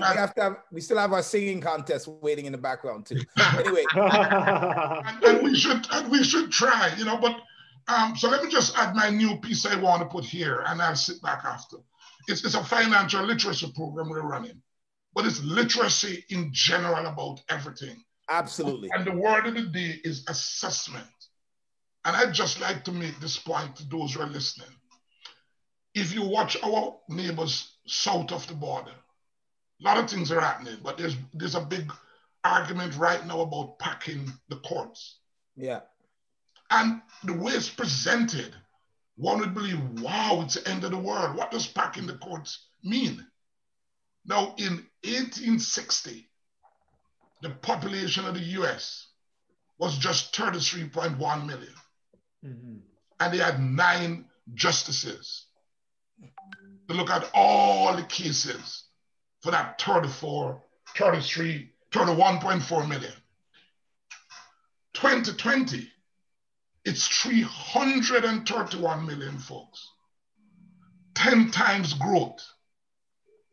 The Constitution didn't put a number on the amount of justices. No. And most things grow with the growth of population. In fact, the lower courts have all grown to support the growth in population. So what is so fundamentally wrong if you have 11 justices or 13 justices? But if we don't educate ourselves, if we don't get access to the information, and as we say here each Saturday, get the information, do the research, and take your own decision, you'll get a feeling that this so-called packing of the court is some big positive or some big negative. But it's really just a natural growth of what is happening. Mm-hmm. If 160 years ago with 31 million, you had 9 justices, there is nothing illogical going forward 160 years where population has grown 10 times to have more than 9 judges. But it's being presented in a manner, if you don't know the information, people actually vote on this so-called packing or not packing of the courts. Mm-hmm. Not even the guys who are running is explaining that this is no big thing. This is just like you're running your business and you start as a sole proprietor, and as it grows and it scale up, you go to a partnership, to a corporation, to that sort of stuff. So the point I want to leave here is that information is available. When I did my master's back in 1983, thereabout. 1938? 1938, yeah. Look at it through the mirror. But there weren't the information you get now to do a PhD.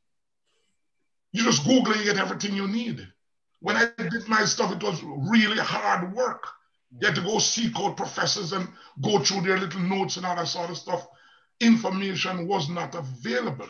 Right. So one thing I want to leave to our participants. Michael, before the last point, one thing you've got to be mindful of, though, and I encourage young people to understand this, while it was harder in terms of process for you, what's harder now is more people have access to the same information, so it's harder to differentiate the quality of your work from the status quo or the broad marketplace. So when one thing becomes easier, another thing becomes harder.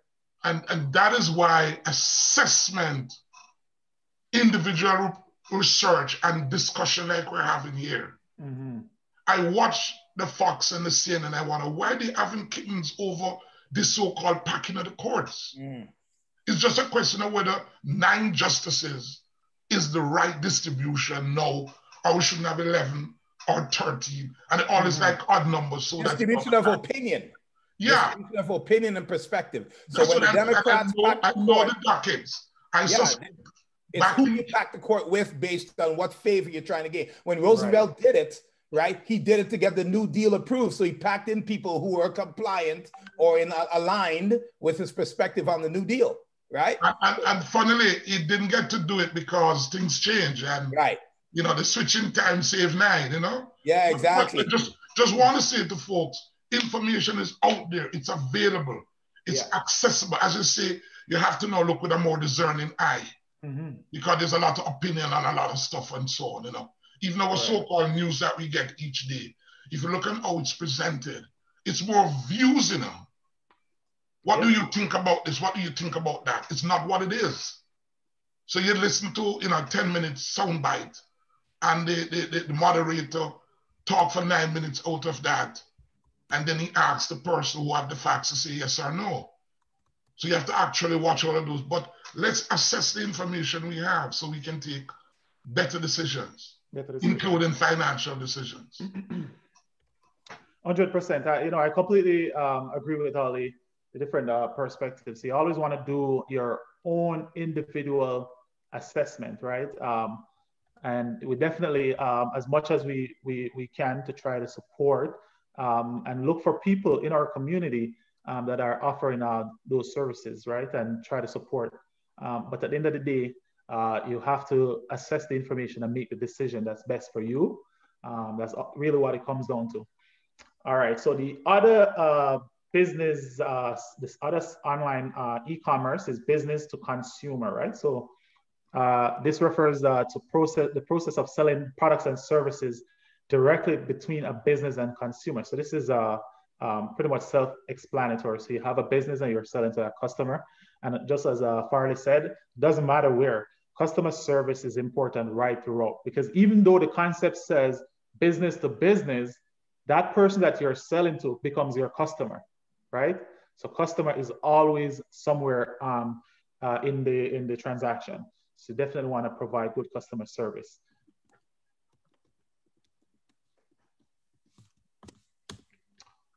And so some of the big, the major business to consumer models that we have right now. So, I mean, some businesses are hybrid, that they do both business to customer as well as business to business. You know, a lot of the major retail chains, those are business to consumer. They have a brick and mortar option, which is a physical store, and they also have an online presence. So some businesses thrive on having both. And one of the things that you want to do, because do not, we're going to talk a bit about strategy in coming sessions, but you always want to go back to your business strategy. What is it that you are trying to achieve? Because it's not enough to say, you know what, most businesses are going online, so I'm going to go online. You know what I mean? Because you don't want to take away what's been working for your business and what's been connecting you with your customers, right? So if it is that online presence fully support your business strategy, then by all means go online. But you can have a hybrid, maybe a hybrid better support your business. Have you ever looked at certain business and you look at their logo and you're like, holy crap, that logo is so outdated. Why can't they update the logo? Because that logo is what has driven growth and success for them. A lot of those things, it doesn't matter how old it looks or the fact that it hasn't changed, that is what has been working for them. And so they are not going to be quick to change what's been working for them. So you definitely want to know what's working for them. The Golden Arch. Yep. 100%. One of the most recognizable symbols in the world. Absolutely. 100%. Guaranteed they're not going to be changing that logo. Yep. Ever. And you know, we millennials, we're all about change. Oh, why can't I just change that? Change. You know, we want to change everything, but change is good. All right, so consumer to consumer. So a consumer to consumer business model is whereby customers can trade with each other, right? And there's another episode of SpongeBob, I didn't bring it in, but you know, you actually sell or trade things with other customers, right? So let's say you bought something online. All right, the example I have here is Craigslist, right? So you are a customer on Craigslist. You go on Craigslist, you put your service or you put something that you bought and you want to resell it. So you go on Craigslist and you add it to Craigslist and another customer buys that from you. So that is a consumer to consumer type of transaction, right? So you don't necessarily need to be a business, but you can actually sell from, you know, you sell to other consumers. So like I said, the example that they have here, Craigslist, Etsy, eBay, Amazon, all of those are examples of where you can conduct consumer to consumer type of business transactions.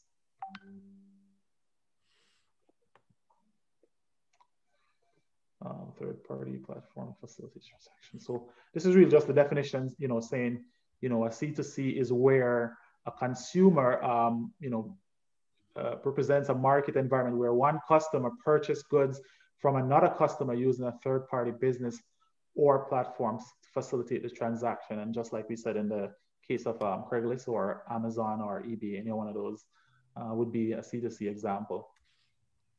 Before I go in, I think we have a little bit, actually, let me finish because in the interest of time. So the last one here is consumer to business, right? So consumer to business model is where an end user or a consumer makes a product or service that an organization uses complete a business process or gain a competitive advantage. So this is where you as the consumer, you are creating that idea or creating that process, and you are selling back that idea to the business. And actually, in this case, this could be the mystery shoppers is a good example of this, right? So, you know, those mystery shoppers, they go in and they buy things from the store, they pretend to be a consumer, and then they take back whatever experience and knowledge that they gain from that experience to the supplier to help them to improve their processes. I'll just skip through. Someone asked a question. Does C2C have a future post COVID-19? Of course, yes. I think any online business has a future. So I think for you, if you're going into C2C, I mean, you have to think about you know, what you're going to be selling, right? And a good C2C model can be, you see that yard sale. So yard sale is big in North America. I've never seen yard sale at Jamaica. Nobody now buy your garbage. Yard sale is big here. So how can, you know, that's a good opportunity to take that yard sale and put it online. So a brand new thing. Brand new. Brand new. Yeah, brand new. I want brand new things. You don't want to use nothing. You know? So you have to, but yeah, so that yard sale will forever be around. So that's one example. Continue to be around. It's just that you're moving it from that physical yard sale, especially now with COVID happening. Nobody's going to come to your yard to come buy your things. I mean, it might also be a challenge because people are concerned. So definitely, how can you overcome that challenge? So what you could do is that you can highlight that, you know, you're aware of COVID, and these are the measures that you're taking to ensure that customers are safe. So you actually probably could put up a few videos showing the process of how you sanitize the things, how you're packaging those to make sure that they get to people safely. Everything is all about messaging and you being able to connect with the consumer.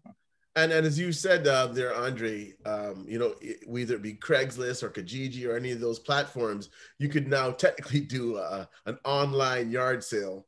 Exactly. And, you know, people will just, they just have to buy it, pay for it, and you could ship it if that's the case, right? So everything is possible at this point in time. My son played basketball at a pretty high level, so he's accumulated, I don't want to tell you how many pair of basketball sneakers, and he sells them like rice. Like where you going? Oh, I just sold my Jordan 6s. Where you going? I just sold my Jordan 9s. And he goes right to the corner plaza, and some guy who wants to get a pair of those, who's a collector as well, right? And yeah, so it's great. That money should come back to me, actually, but I don't seem to get any of it. Okay, Carlton had a point. Carlton. Yeah, just as we're talking about, you know, customer to customer, a number of weeks back, I had sold a few, the sort of random garage items for my mom, just things she wanted to get rid of through Facebook Marketplace. First time doing it. So I wasn't really sure how it was going to work out, if people even actually wanted to buy this stuff, because those things like a ladder, a really old ladder, a random item here and there.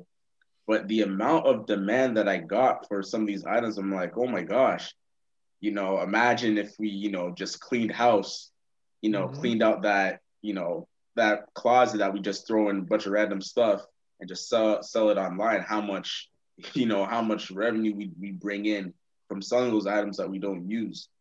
So just wanted to share my experience, you know, using things like that. Thanks for One man's junk is another man's treasure. Yeah, there you go. And now that we are more financially empowered, this is the perfect opportunity to go through and take the things that we don't need, sell them, make some money, and start investing that money, right?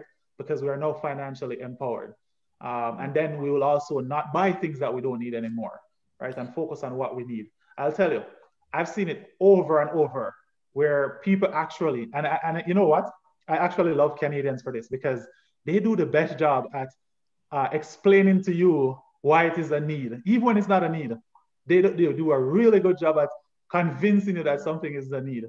But definitely, so C2C is an opportunity to get rid of some of the things that we don't need, right? And make some money that we can save or invest or do something better with it. And just like Carlton shared in his example, he went through and he picked up stuff that he didn't no longer need, and he was able to make some money from it. All right. All right, so that's really it. I'll take any questions. And don't ask me anything about any turkey, because as I said, I don't eat turkey. I want to take questions about B2B and C2C. Yeah, so I have a question for C2C. No, not C2C, C2B.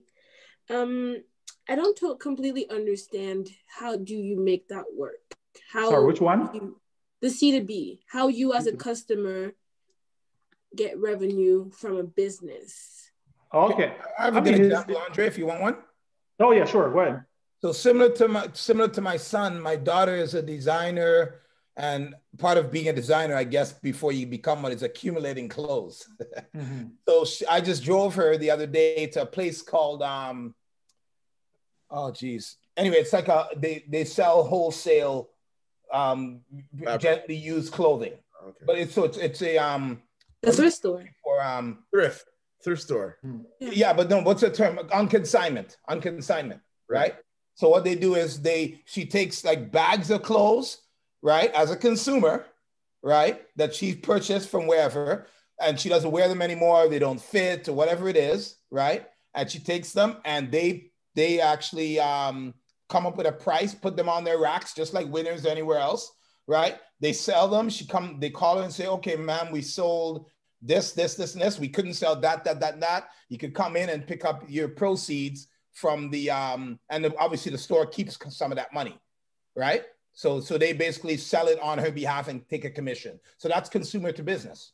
Gotcha. Yep. Does that help? Does that help? Yeah, I have a question. Yep.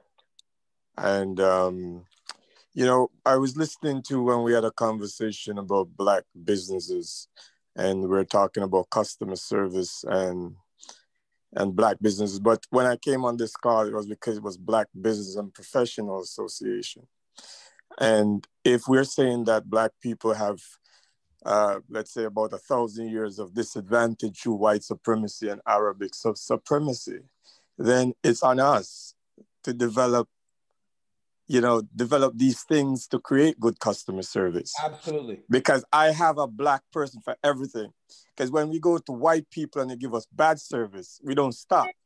So what I'm saying for us in this conversation, as a Pan-Africanist, I'll find real estate agent, salesperson, until I find one that's Black that gives me good customer service, because I know how we got here. So it was very important for me because I've been places where they say this is for Black, and then Black people say, well, it doesn't matter. For Brother Sankofa, it does matter. And that's why I'm on this call. So Beautiful. I'm just saying, be mindful when we are saying that. It does matter.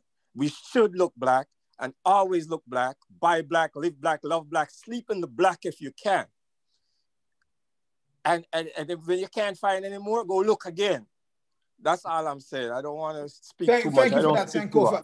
Sankofa, I think all of us would agree with you. And what we need is a critical mass of us to adopt that into our behavior. And many of us do it to varying extents, but I agree with you. The more we do that as a collective, the greater the benefit for all of us to move forward together as a collective. So, not all people, some people are living in remote areas, for instance, where they don't have a choice. You might be away at school in a town that has, you might be the only Black person. And then sometimes it's just the opportunity. Sometimes it's just the opportunity, right? We can deliver it now, Farley. Like, it depends what it is. It depends what it is. Right?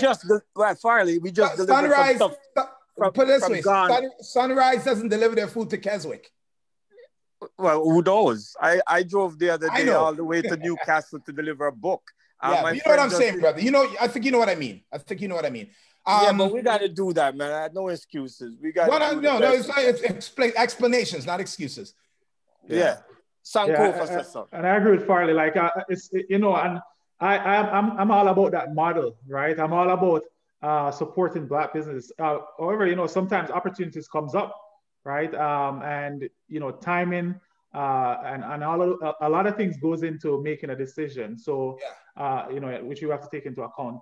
And another thing I wanted to add to Monica's point. So another example too, Monica, is, for example, let's say you are good at design or giving reviews, right? For example, and you have a particular store or business that you really enjoy, you can easily go to their website or just give reviews on their products and services, right? So that's you taking something as a consumer to the business to help them to improve their products and services, and then they'll compensate you in return.